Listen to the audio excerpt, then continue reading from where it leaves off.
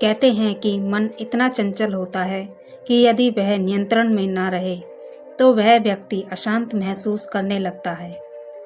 यह अशांति मन में एक पल में आने वाले सैकड़ों सवालों के कारण होती है और यह अशांति तब तक बनी रहती है जब तक कि व्यक्ति को मन में चल रहे सवालों का जवाब नहीं मिल जाता।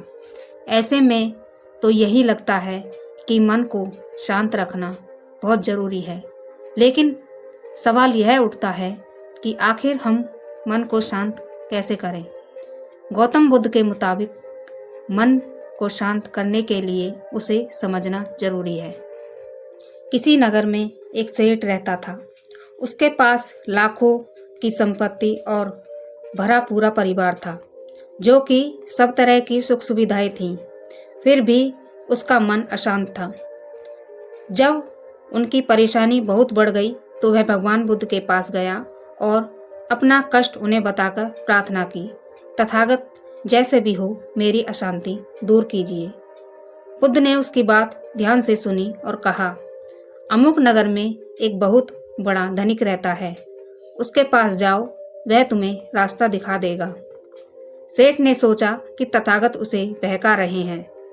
उसने बुद्ध से कहा, तथागत, मैं तो आपके पास बड़ी आशा लेकर आया हूँ, आप ही मेरी उद्धार कीजिए। भगवान बुद्ध ने फिर वही बात दोहरा दी। लाचार होकर सेठ उस नगर की ओर रवाना हुआ। वहां पहुंचकर वह देखता क्या है कि उस धनपति का कारोबार चारों ओर फैला हुआ है, लाखों का व्यापार है और उस व्यक्ति का चेहरा फूल की तरह खिला हुआ है। वह एक ओर बैठ गया। इतने में एक आदमी आ गया।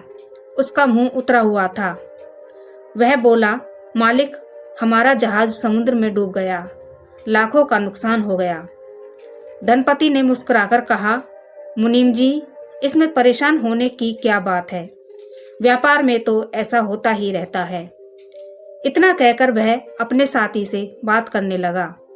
थोड़ी देर में एक दूसरा व्यक्ति आकर बोला, सरकार, रुई का दाम बढ़ गया है, हमें लाखों का फायदा हो गया। धनिक ने कहा, मुनीम जी, इसमें खुश होने की क्या बात है, व्यापार में तो ऐसा होता ही रहता है। सेठ को अपनी समस्या का समाधान मिल गया था।